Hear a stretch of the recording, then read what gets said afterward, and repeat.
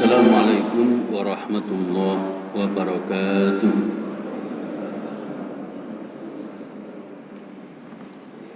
Alhamdulillahi rabbil alamin, wa bihi nasta'inu ala umuri dunya waddin.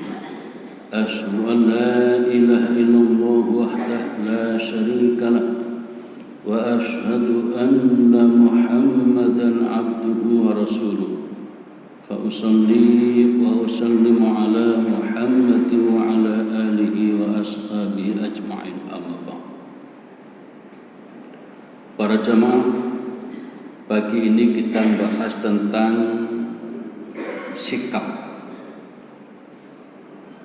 sikap sombong sebagai penghalang hidayah. Berangkat dari sebuah hadis sahih riwayat Muslim, an Abdullah bin Mas'ud, dari Abdullah bin Mas'ud, anin Nabi, dari Nabi sallallahu alaihi wasallam, qala, bersabda, la yadkhulul jannata, tidak akan masuk surga, mangkana, orang yang ada fi qalbihi, dalam hatinya, mithqalu dzarratin min kibrin, seberat biji sawi atau seberat atom dari kesombongan. Maksudnya, seseorang tidak akan masuk surga yang dalam hatinya ada kesombongan, walaupun sedikit sekali. Qala rajulun, seorang sahabat bertanya, inna rajula, sesungguhnya ada orang yuhibbu, suka, senang, ayakuna thawbu hasanan, pakaiannya bagus, suka berpakaian dengan pakaian yang bagus, wa na'lu hasanah, dan juga memakai sepatu sandal yang bagus. Bagaimana kalau seperti ini? Apakah berpakaian yang bagus, bersepatu bagus termasuk sombong? Qala, Nabi bersabda, innallaha jamil, sesungguhnya Allah itu indah, yuhibbul jamal, suka pada keindahan. Jadi Allah malah suka kalau ada hambanya suka pakai baju bagus. Bahkan dianjurkan pakai baju bagus kalau sholat Jumat, sholat Id, itu yang terbagus yang dipakai. Allah suka kalau melihat hambanya rumahnya bagus, lingkungannya bagus. Nah, kebagusan, keindahan itu tidak ada hubungannya dengan kesombongan, tidak ada. Lalu apa itu sombong? Al-kibru, sombong yang sebenarnya adalah batarul haqq, menolak kebenaran, wa ghamtun nas, dan meremehkan orang lain. Itu sombong. Demikian hadis sahih riwayat Muslim nomor 275. Para jamaah, hadis ini dinilai sahih oleh Imam Muslim dan sudah dimasukkan dalam kitab sahihnya, Sahih Muslim nomor 275. Selain oleh Imam Muslim, hadis tersebut juga diriwayatkan oleh beberapa imam hadis seperti Abu Dawud dalam sunannya, At-Tirmidzi juga dalam sunannya, Al-Hakim dalam Al-Mustadrak, lalu Imam Al-Bukhari dalam Al-Adabul Mufrad. Jadi para jamaah, Imam Bukhari ini punya banyak kitab. Yang paling terkenal adalah kitab Sahih Al-Bukhari. Nah, yang ini bukan Sahih Al-Bukhari, tapi Al-Adabul Mufrad, kitabnya yang lain.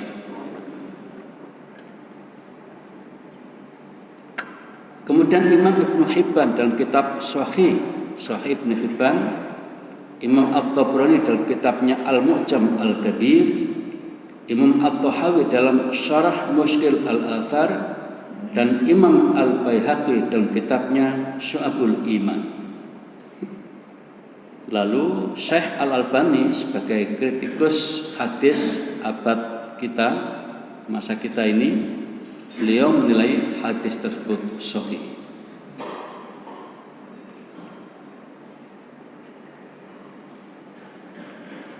Hadis tersebut menerangkan bahwa Bila seseorang ada kesombongan dalam hatinya, walaupun rasa sombong itu hanya sedikit, maka ia tidak akan bisa masuk ke dalam surga.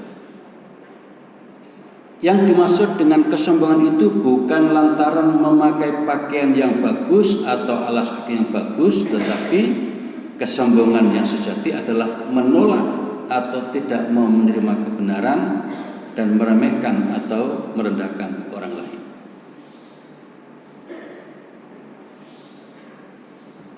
Faisal bin Abdul Aziz dalam kitabnya Tadris Riyadhus Shalihin mengatakan bahwa hadis tersebut menunjukkan haramnya bersikap sombong. Jadi sombong itu hukumnya haram. Bahasa kita ya, dilarang keras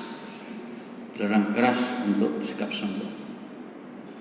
Adapun menggunakan sesuatu, menggunakan pakaian, kendaraan, dan lain-lain yang bagus dan indah, asal tidak disertai rasa membanggakan diri dan bermegah-megahan, tetapi semata-mata untuk menikmati dan mensyukuri anugerah Allah, maka yang demikian itu tidak termasuk sikap al-kibr atau sombong. Demikian Faisal bin Abdul Aziz.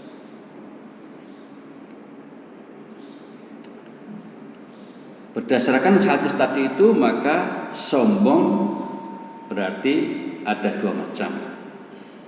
Itu sombong terhadap al-haq, kebenaran, dan sombong terhadap al-khalq, makhluk Allah Subhanahu wa ta'ala.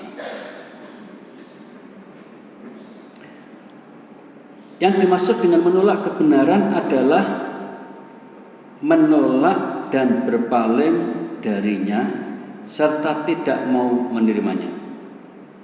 Sedangkan meremehkan manusia yakni merendahkan dan meremehkan orang lain, memandang orang lain tidak ada apa-apanya dan melihat dirinya lebih baik dibandingkan dengan orang lain.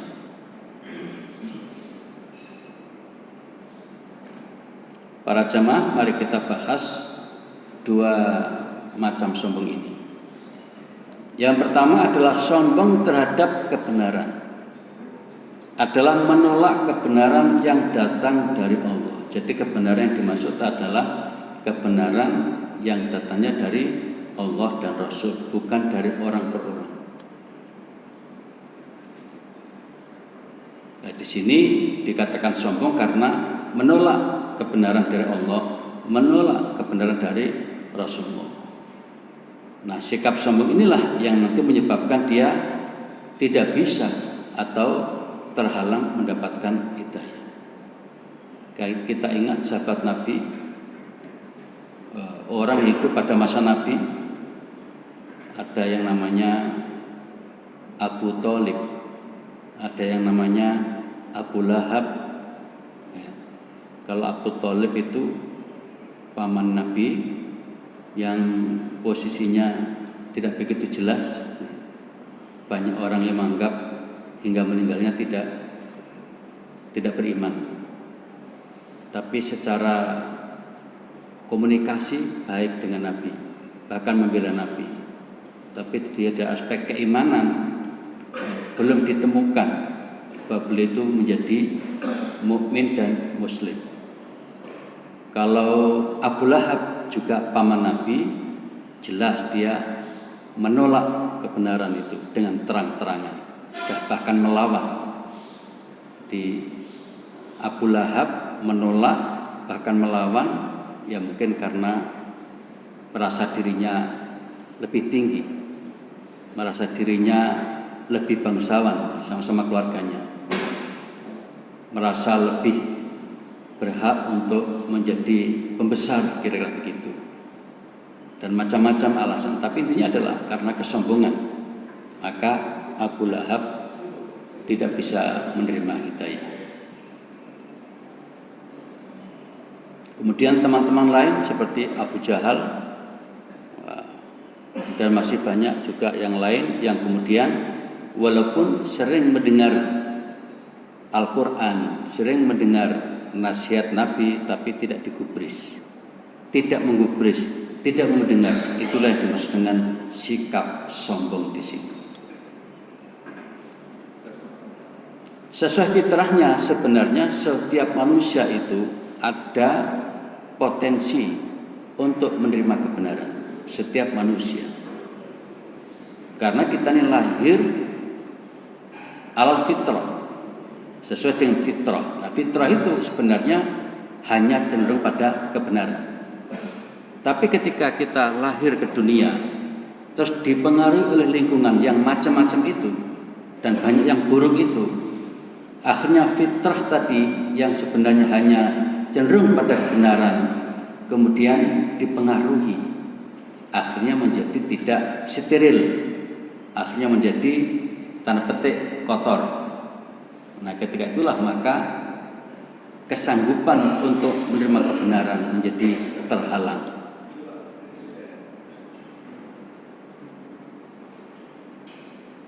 Karena itu maka orang-orang yang dinyatakan sombong, yakni tidak mau patuh kepada risalah Allah dan Rasul, dinyatakan kafir. Dan tadi disebutkan ya, terancam masuk neraka. Para jamaah,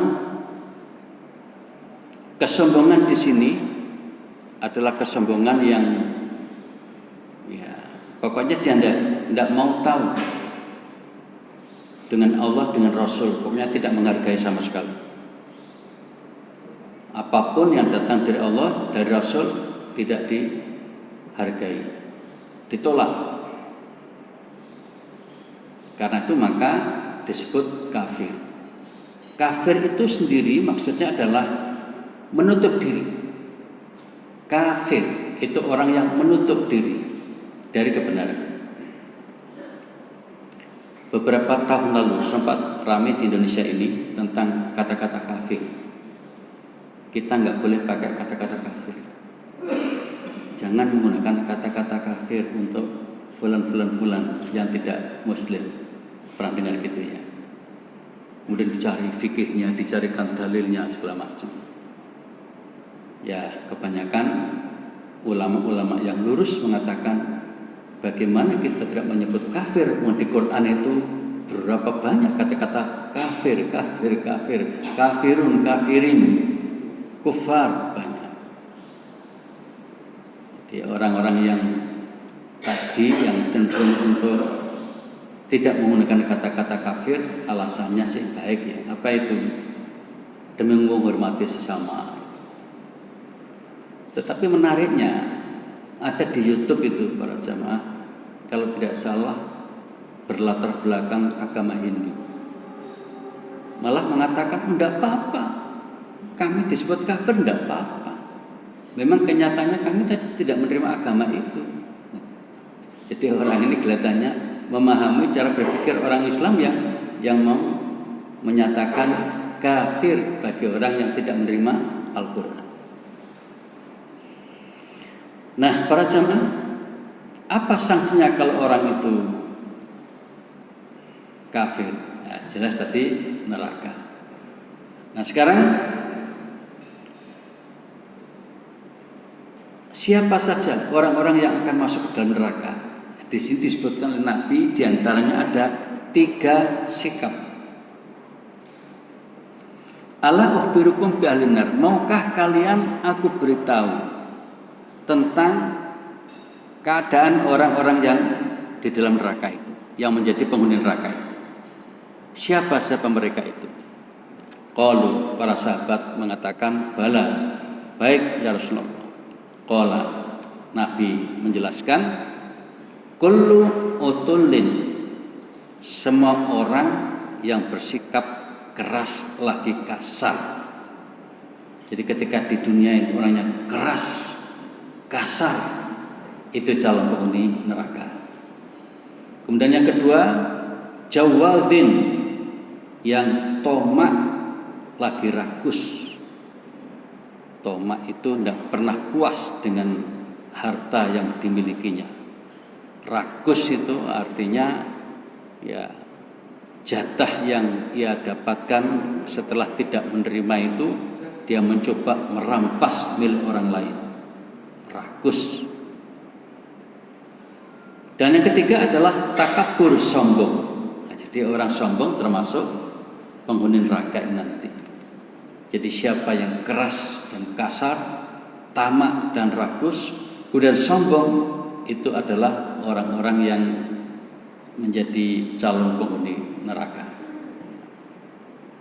Kebetulan aku menyebut 3 ini, ya. Lain-lainnya mungkin nanti ada lagi yang lain.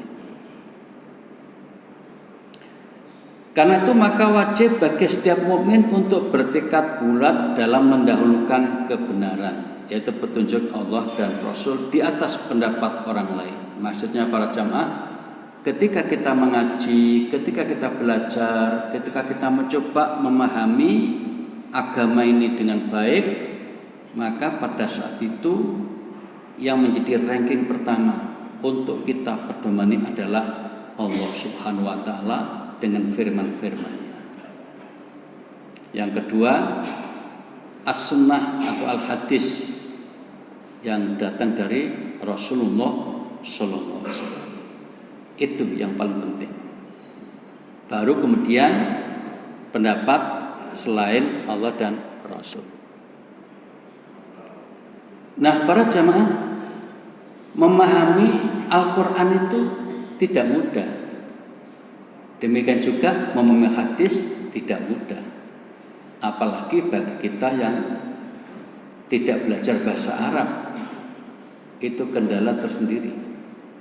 Ya untungnya kita dibantu oleh orang-orang yang ahli bahasa Arab itu menerjemahkan ke dalam bahasa Indonesia, sehingga kita mengerti Al-Quran dengan membaca terjemahannya dan juga tafsirnya.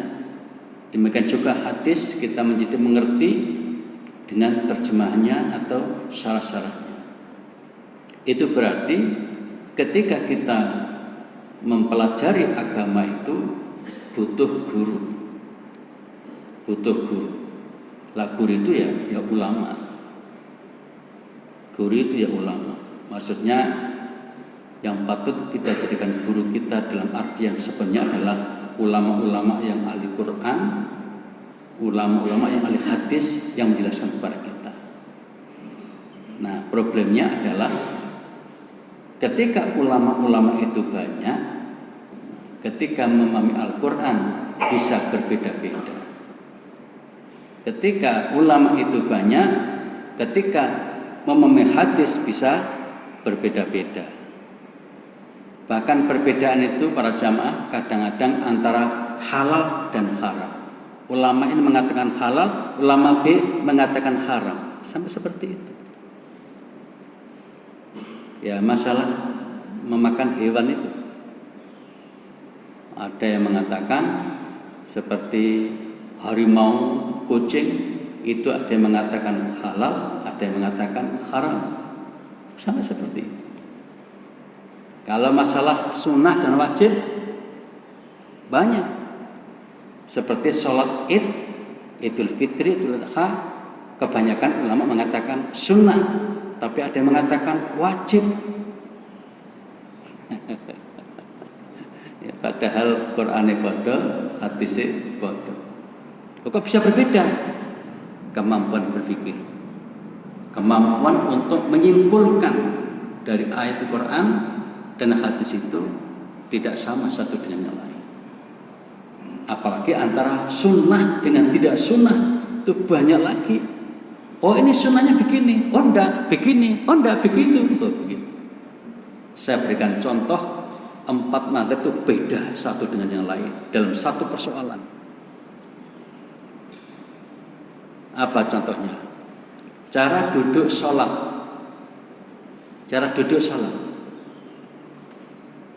Para jamaah, kita di sini kebanyakan, saya tidak tahu satu persatu ya, duduk sholatnya itu cenderung model pendapat Imam Syafi'i.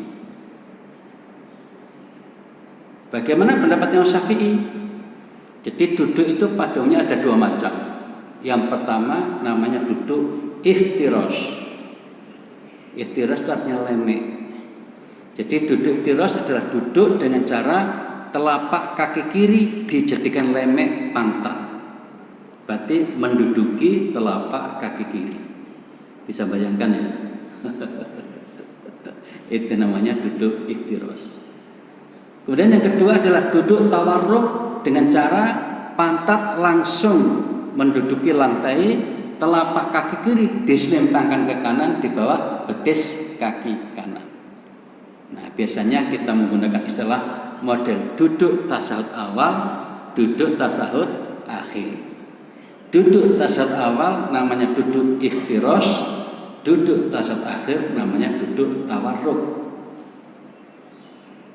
Itu Imam Syafi'i. Kebetulan di Indonesia diikuti oleh Muhammadiyah, oleh NU, sama pendapatnya. Nah, di kalangan 4 ini kebetulan muridnya sama pendapatnya, yaitu Imam Ahmad bin Hanbal, mazhab Hambali. Juga begitu pendapatnya, kalau sholat yang ada 2 tasahud seperti sholat maghrib, sholat isya, zuhur, asar, itu kan ada 2 tasahudnya. Maka pendapatnya seperti Imam Syafi'i. Tasahud awal duduk iftirosh, tasahud akhir duduk tawarruk. Ya, dengan cara yang kita jelaskan tadi. Apa bedanya dengan Ahmad bin Hanbal dengan Syafi'i? Kalau sholat 2 rakaat kayak subuh tadi itu. Kalau sholat subuh 2 rakaat, Jumat 2 rakaat, sholat qabliyah tadi juga 2 rakaat, tadi malam ba'da isya 2 rakaat, ba'dal maghrib juga 2 rakaat. Maka caranya antara Imam Syafi'i dan Imam Hambali berbeda. Itu guru murid itu beda itu. Kata Imam Syafi'i, karena akan salam maka duduknya model duduk tasahud akhir, namanya duduk tawarruk. Kata Imam Hambali, karena sholatnya hanya 2 rakaat, hanya 1 tasahud, maka duduknya iftirosh. Maka jangan kaget Bapak Ibu para jamaah, kalau kita nanti melihat di sebuah masjid ada orang duduknya iftirosh ketika menjelang salam untuk sholat subuh, sholat Jumat, qobliyah yang punya 2 rakaat itu. Masing-masing punya dalil, masing-masing ada dalilnya. Karena satu hadis dipahami cara berbeda, tapi saya tidak menjelaskan dalilnya di sini. Saya hanya menjelaskan tentang ternyata ada perbedaan di kalangan ulama. Jadi antara guru murid berbeda ketika sholat 2 rakaat tadi itu antara Imam Syafi'i dengan Imam Hambali. Jadi kebanyakan kita ini ya model Imam Syafi'i. Walaupun mungkin kita nggak sengaja ngikut Imam Syafi'i, ya, sengaja membaca hadis-hadisnya, kemudian yang dipilih oleh Muhammadiyah itu sholat subuh Jumat duduknya tetap duduk tawarruk seperti duduk akhir ketika ada 2 tasahud. Demikian juga Nahdlatul Ulama dan umumnya umat Islam Indonesia umumnya memilih pendapat itu. Kemudian bagaimana dengan Imam Hanafi dan Imam Maliki? Kebanyakan kita tidak tahu itu. Kalau Imam Hanafi atau mazhab Hanafi, yang namanya duduk dalam sholat itu satu macam, duduk iftirosh saja.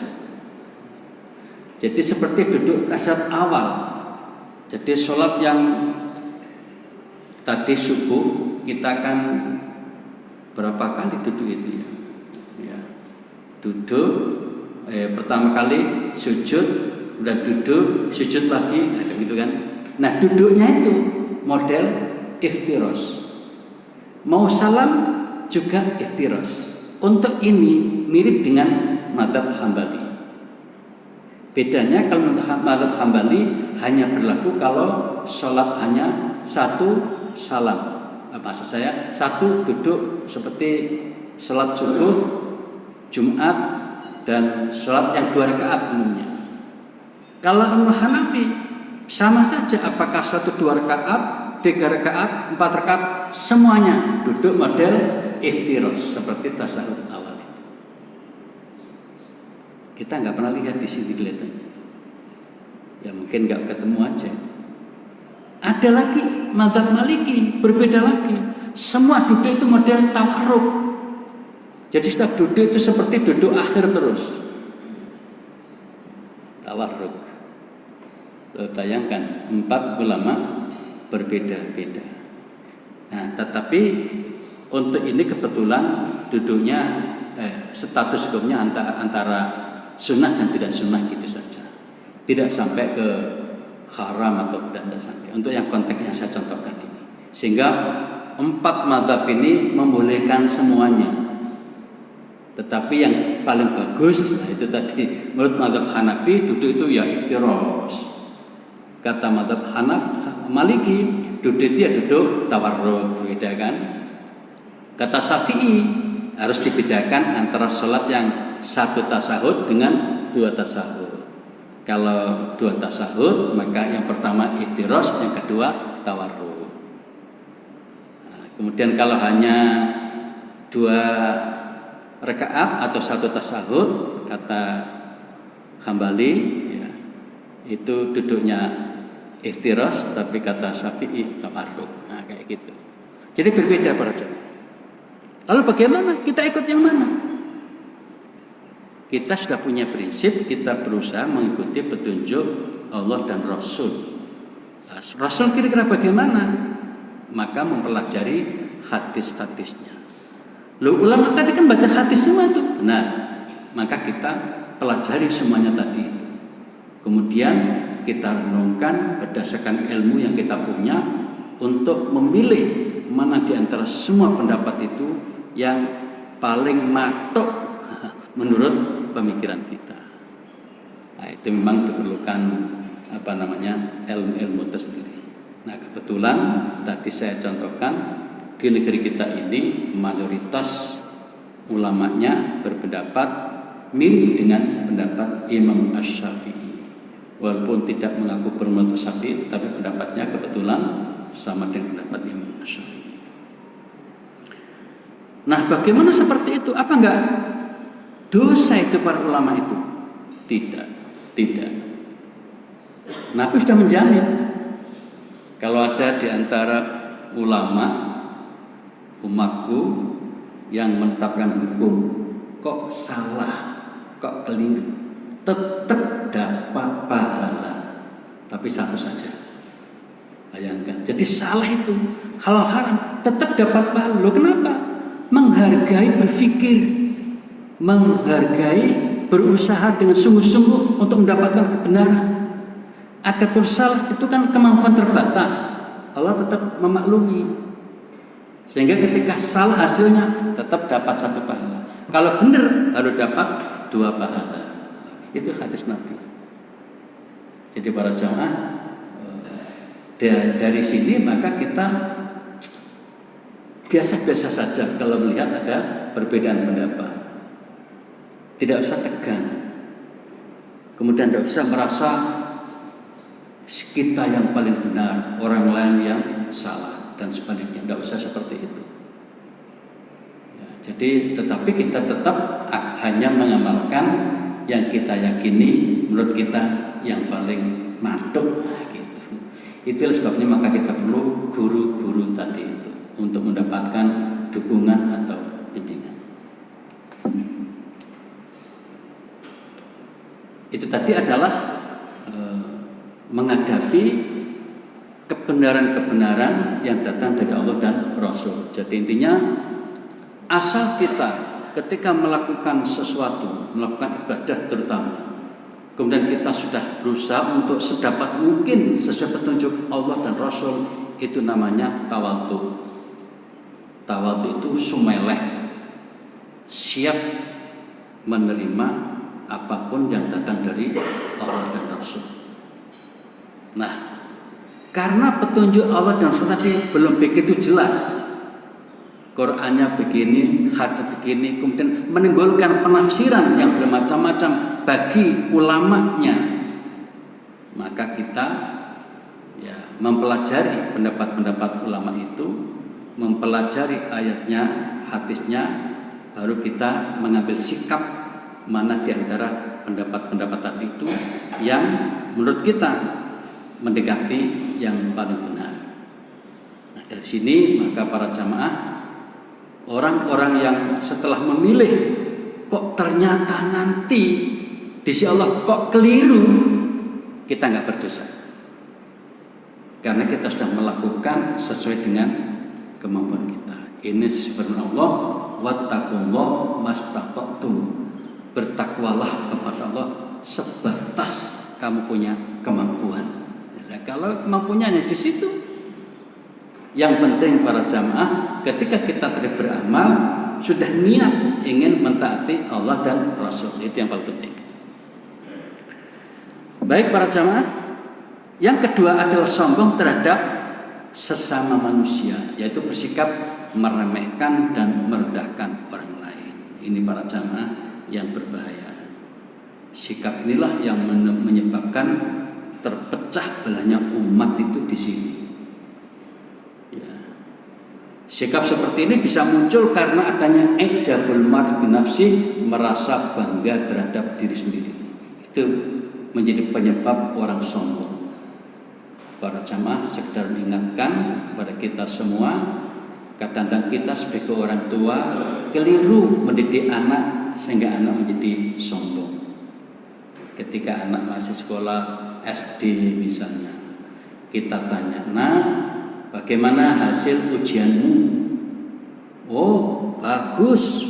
Saya paling tinggi nilainya sekelas itu." Kalah. Teman-teman kelas saya itu kalah semua itu. Ini mulai bibit-bibit kesombongan mulai muncul. Nah, kesombongan itu benar-benar akan ada pada anak kita itu apabila nanti menganggap temannya itu remeh, meremehkan temannya, mengecilkan temannya. Itu sudah benar-benar muncul kesombongan pada diri anak itu. Maka hati-hati.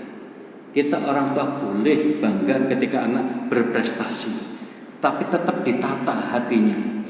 Nah, tetaplah bersikap tawadhu, tetaplah bersikap rendah hati, hormati teman-temanmu walaupun kamu juara satu. Nah, coba. Kadang-kadang kita keliru. Awas lo nak, jangan sampai kalah karo kanca-kancamu. Oh, coba dipanas-panasi kayak gitu. Nah, ini yang kita khawatirkan nanti bisa muncul sikap dia harus yang terbaik, dan ketika berhasil maka dia kemudian meremehkan teman-temannya. Itulah yang namanya sombong.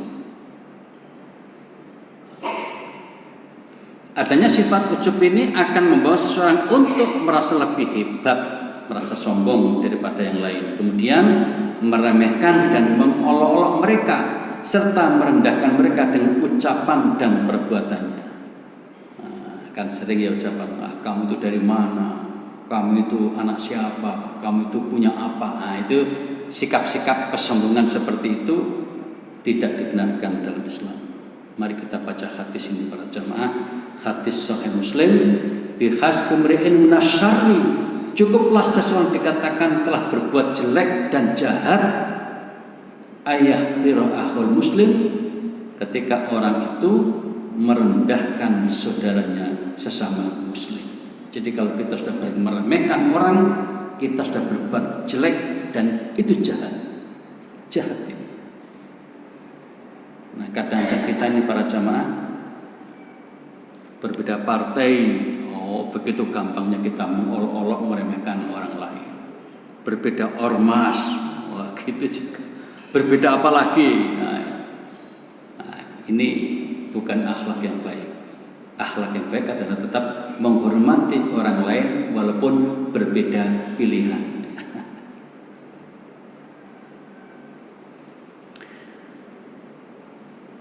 Syekh Al-Utsaimin menggambarkan begini para jamaah. Apa hubungannya bersikap sombong dengan terhalangnya hidayah? Kalau orang itu sombong, itu merasa tinggi hati, merasa hebat, bahkan lebih hebat. Nah, ketika perasaan itu begitu tinggi, ada orang ngasih nasihat, nggak mau dia, gengsi. Apalagi yang bernasihat itu di bawah dia statusnya, dia nggak mau terima. Itulah sebabnya maka kesombongan dianggap menghalangi hidayah, menghalangi ilmu, menghalangi nasihat kebenaran yang masuk pada dirinya, ditolak. Menganggap dia itu bisa apa, dia itu apa, begitu, merendahkan. Lalu Al-Utsaimin menggambarkan begini, orang sombong atau tinggi hati itu diibarat seperti pegunungan, sesuatu yang tinggi. Nah, sedangkan ilmu hidayah itu diibaratkan seperti air. Kita tahu bagaimana air itu jalannya. Air ketika berjalan, dia akan mencari tempat yang rendah, yang rendah hati. Nah, kalau yang tinggi, dia nggak mau, dia menghindari. Air selalu menghindari tempat yang tinggi, tapi selalu mencari tempat yang rendah. Jadi kalau kita ingin dapat air, rendahkan hati kita, maka kita akan mudah mendapatkan siraman hidayah dan juga tambahan ilmu. Bagian terakhir para jamaah, apa hukuman yang akan diberikan pada orang yang sombong? Kalau di akhirat jelas tadi, masuk neraka, tidak masuk surga. Itu di akhirat. Nah, bagaimana di dunia ini? Sebuah hadis, ini kisah nyata pada masa Nabi. Anna rajulan, bahwasanya seseorang akala makan inda Rasulillah, di dekat Rasulullah sallallahu alaihi wasallam, di shimalihi, waktu makan pakai tangan kiri. Faqala, maka Nabi menasihati, kul biyamini, mas, kalau makan sebaiknya pakai tangan kanan. Qala, orang tadi mengatakan, la astati'u, waduh maaf ya, nggak bisa kalau pakai tangan kanan, aku biasa pakai tangan kiri. Dia menyampaikan pada Nabi bahwa dia hanya bisa makan pakai tangan kiri, padahal itu hanya karena kesombongan saja. Ma'manam ila al-kibru, dia tidak melakukan karena kesombongannya. Qala, dia dikatakan fama rafa'ila fi, semenjak itu kemudian orang tadi benar-benar tidak bisa mengangkat tangan kanannya ke mulutnya, tiba-tiba kaku. Itu namanya apa? Hukuman cash. Di hadapan Rasulullah dan para sahabat, orang tadi itu benar-benar tidak bisa mengangkat tangan kanannya ke mulutnya. Mungkin seperti tiba-tiba stroke begitu kira-kira ya, kaku kabeh. Ini adalah hukuman di dunia. Kemudian saya sebelumnya para jamaah pernah kita bahas juga di sini, berabad-abad sebelumnya muncul hukuman Allah langsung diberikan kepada manusia di dunia ini, yaitu sikap Qarun yang sombong itu. Masih ingat sikap Qarun? Qarun adalah keluarga besar Nabi Musa alaihissalam, masih pernah sepupu. Jadi bapaknya Nabi Musa itu kakaknya bapaknya Qarun. Sehingga Qarun itu masih sepupu dengan Nabi Musa. Qarun ini orang soleh asalnya. Soleh dalam pengertian ahli ibadah, dengan orang-orang baik dan keluarganya baik. Begitulah asalnya Qarun ini. Nah, lama-lama keluarganya semakin banyak, anak-anaknya banyak.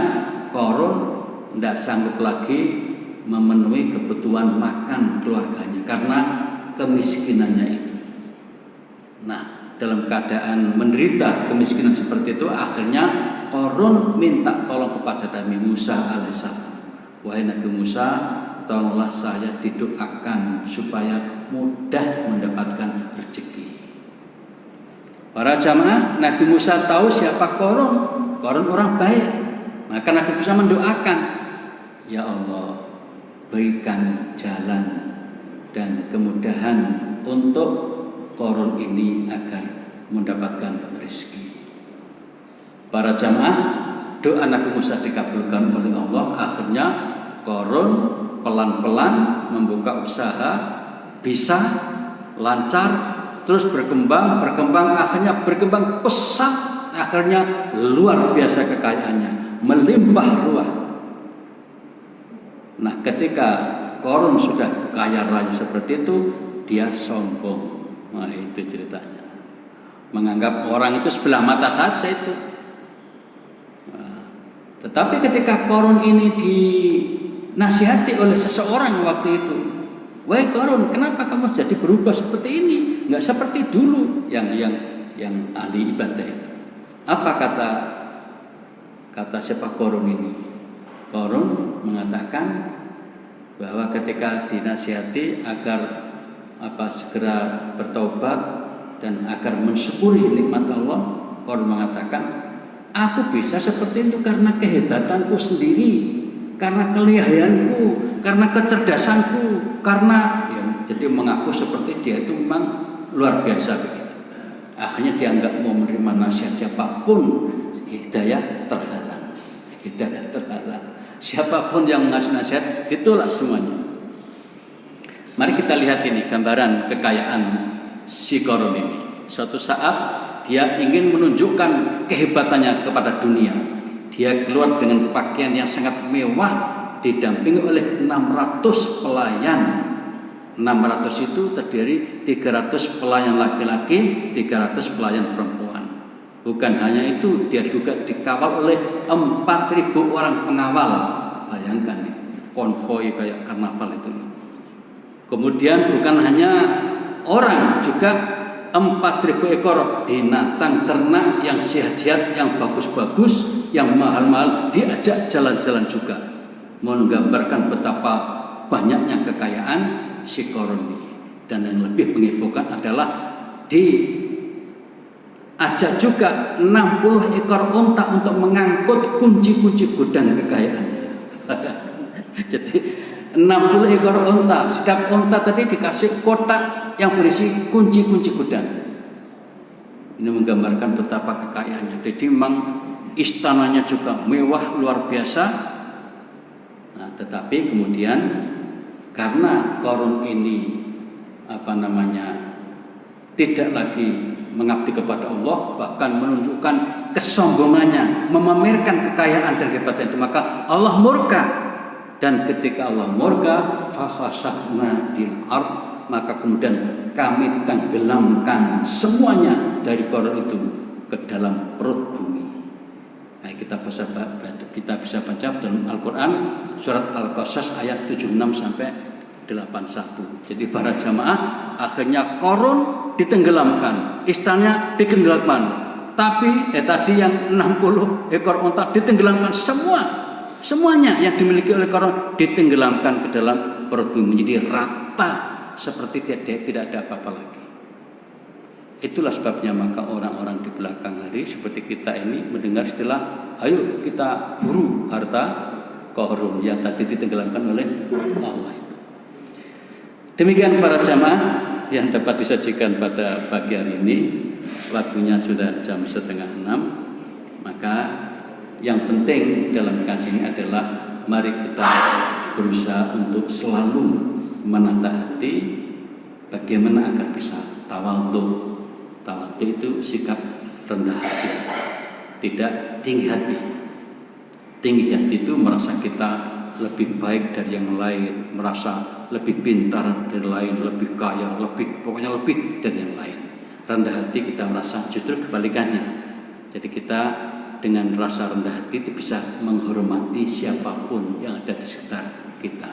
Menghormati, nah bentuk menghormati itu bisa dilakukan ketika bicara dengan santun, dengan rasa hormat, sehingga orang itu merasa diuwongki dalam bahasa Jawa itu. Nah, kita mohon kepada Allah semoga kita mendapatkan kemampuan untuk bisa mengkondisikan hati ini bisa bersikap tawadhu dan jauh dari kesombongan, baik sombong terhadap al-haq, kebenaran, maupun sombong terhadap sesama manusia. Demikian para jamaah, tidak ada pertanyaan kan ya? Ini untuk direnungkan saja.